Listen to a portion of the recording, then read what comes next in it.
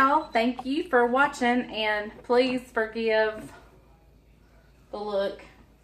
We've got company coming tonight for supper, and I haven't gotten ready yet. And I've been cleaning the house, and so I just look like a hot mess, but hopefully I'll look better when the company gets here. But I thought I'd give you a few tips, and I don't think I've ever shared with you how I do my mashed potatoes. One tip is, especially when you've got company coming, sorry, I'm trying to, that window, the light was, when you've got company coming, do things ahead. Pick a dish that's easy, that you can either make ahead and then bake right before, or that's really simple but yet tasty. And I'm going to share my chicken recipe with you that you are just not going to believe. There's, well, if you don't count salt and pepper and seasoning, there's only 3 ingredients. And this dish you can either A, do in the crock pot, or B, you can bake it. Tip number 2, use the aluminum pans. That's the best shortcut. If you can afford to buy the aluminum pans, and if you go to Sam's, they have like a big stack, and it's like 48 cents a piece after you divide it up, but you have to buy the bulk. Also, as far as the mashed potatoes go, I'm going ahead and slicing them, and I'm going to soak them in water. So all I have to do is turn them on and salt them when I'm getting ready to cook them. That way I can get ahead. I can finish mopping. I just got to mop, and then I can go get ready while I turn them on. These are just small shortcuts that you can make when you got company coming. But right now, I'm going to slice these potatoes, and I thought I'd show you how I slice them for mashed potatoes. I don't dice them, but I do slice them. Let's see if I can show you this. I hold the potato like this, and then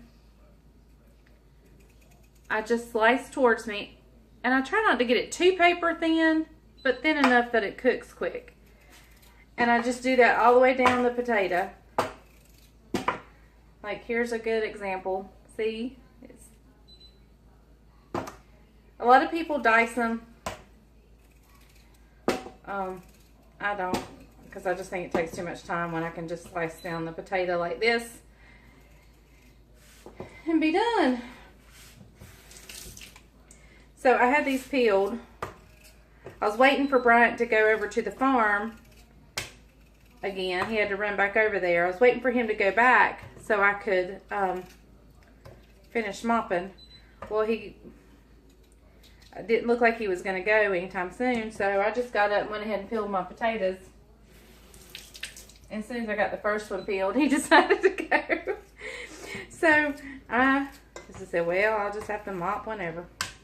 So I'm going to get these in water. They will keep as long as they are submerged underwater.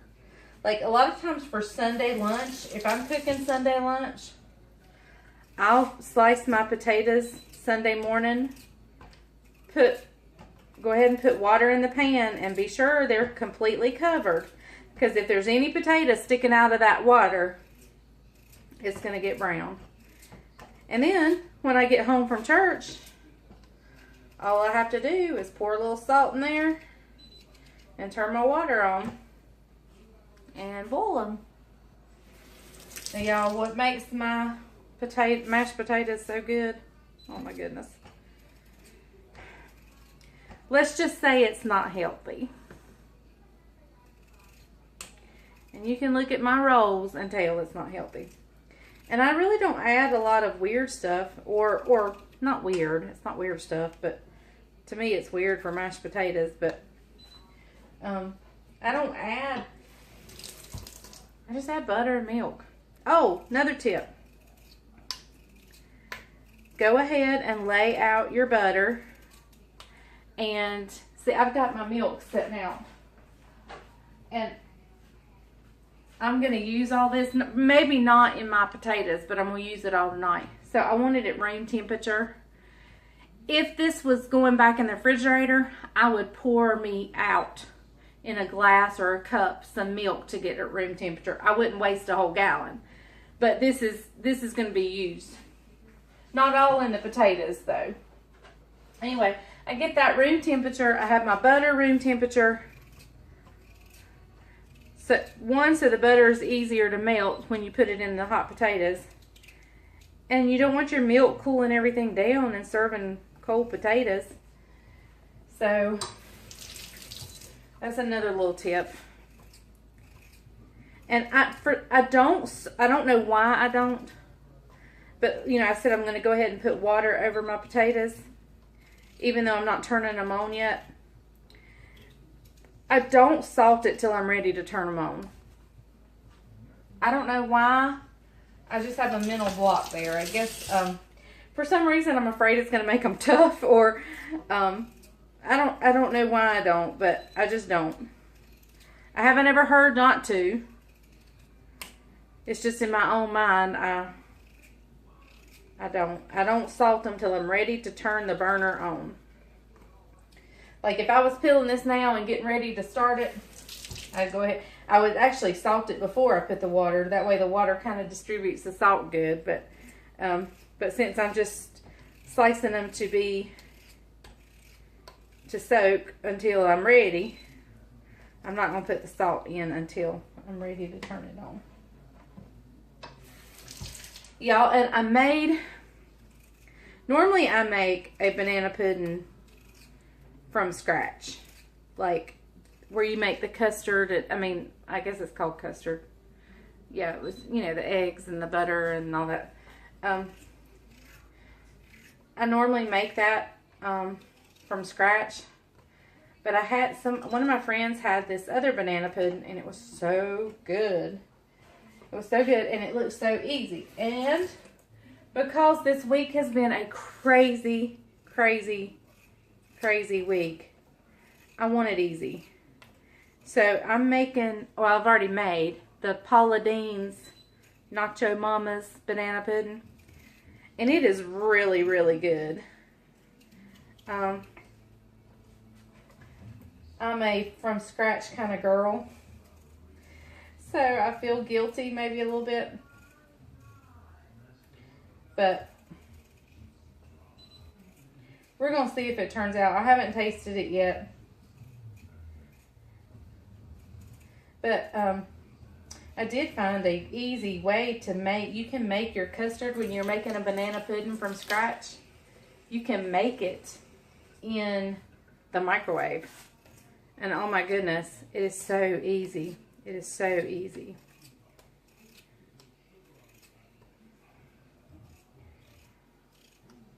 Okay. There's my potatoes. They're all sliced up. All sliced up. So I'm just going to pour a little water on them. And here, I'll let you see my pot of water. I mean, not water. Potatoes. There they are, all sliced up. I'm going to get some water going on them. And just put them on the stove. I'm not going to turn it on yet. And remember, I always use the yellow Yukon Gold or the yellow gold potatoes. They are the best potatoes for mashed potatoes, for stewed potatoes. They're good for just about anything. I have baked them. They bake up, but they're smaller. So if you're just eating a baked potato, you might want to get the russet potatoes. But, so yeah. And I beat if I'm making a big pot like I'm making, which I always make a big pot. I don't know why I'm acting like I ever make a small pot. But when I make mashed potatoes, I use my hand mixer to mix them up. And yes, Bryant and I have an argument whether they're cream potatoes or mashed potatoes. But since I'm making them, they're mashed potatoes. I don't know why I call them mashed potatoes. I do. That's what they've always been to me. That's what they'll always be to me. So, we're making mashed potatoes. So he's learned to eat mashed potatoes. And so yeah, I use my hand mixer. And another tip, I've already got it out. It's plugged in, but let me tell you, tip, this is like a star tip, like a flashing light tip. Don't put your beaters in the hand mixer with it plugged up. Don't ask me how I know. It can be very dangerous. Seriously, it really can be very dangerous. And so I actually have it plugged up, but I hope I remember to unplug it. And so I have everything ready to go. So I'm going to go finish mopping. I'm going to go set the table, get my dishes out, get them all ready. This is not a fancy meal by any means. Oh, I haven't told you my chicken dish. So let me tell you what I'm going to do. I'm going to take a tin pan, and in my chicken dish, I cut up, this is the pack of chicken I get. And I'll cut these up into maybe thirds or in half. Probably in thirds because those are really big. And actually I may cut them in half thick in the thickness, like cut them in half this way and then cut them down here so it'd be fours. But put them in a tin pan, and in a bowl I mix together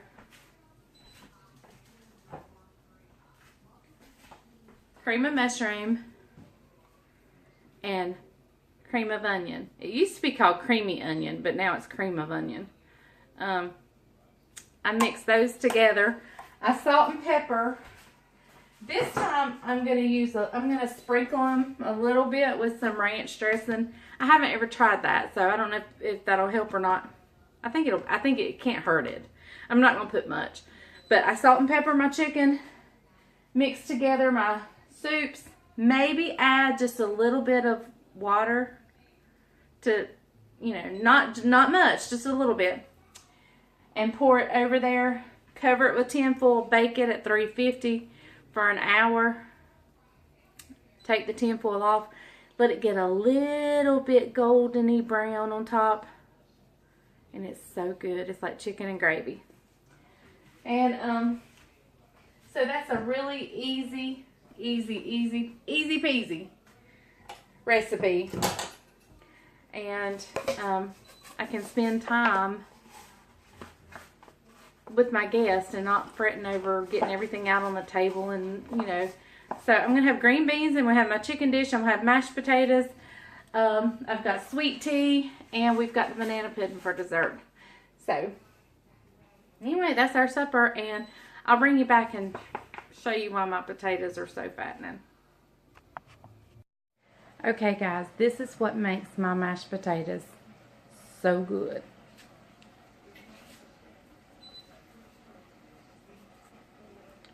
A whole stick goes in. So, yep, a whole stick. So let me show you what else I got going. Ouch, burnt myself. Got green beans going.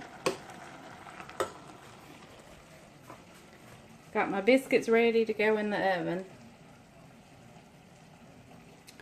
And then my potatoes are cooking. They're waiting, they're ready. They're just waiting on me to put that stick of butter in. Put that stick of butter in. I am a butter girl. But I'm fixing to cut up some lemons. And fixing to take the chicken out. Oh, let me get the chicken out and show you. Hang on. Okay, so here is the chicken and gravy. And I cut the chicken up in bite-sized pieces.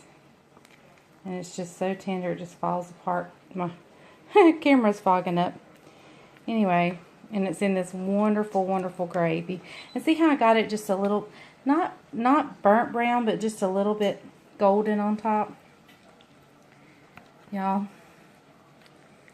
this is so good. And easy. How easy can you get? Right? So, I'm going to cover it up to keep it warm, put my biscuits in, and make my potatoes. And here are the mashed potatoes. so good. So you might find an occasional piece of lump, but for the most part they're smooth and oh my goodness, they're so good.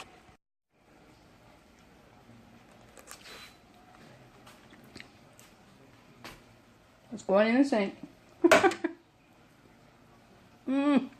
They are so good. So good. Put you a whole stick of butter in there. Unless you got heart problems, then don't put a whole stick. But, yeah, just on occasion it don't hurt. So, that stick of butter makes all the difference.